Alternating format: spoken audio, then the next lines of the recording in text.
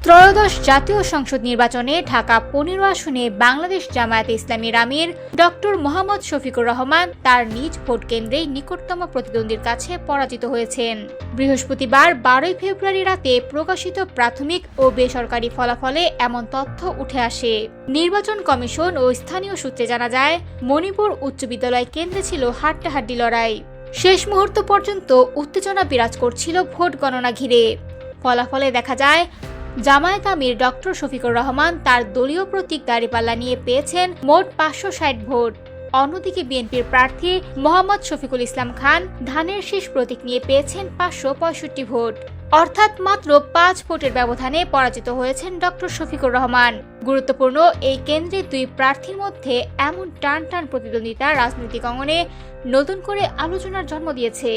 বিশেষ করে নিজ ভোট কেন্দ্রে এত অল্প ব্যবধানে হার তা নিয়ে নানা বিশ্লেষণ চলছে রাজনৈতিক মহলে। এদিকে পূর্ণাঙ্গ ও চূড়ান্ত ফলাফলের জন্য নির্বাচন কমিশনের আনুষ্ঠানিক ঘোষণার অপেক্ষায় রয়েছেন সংশ্লিষ্টরা।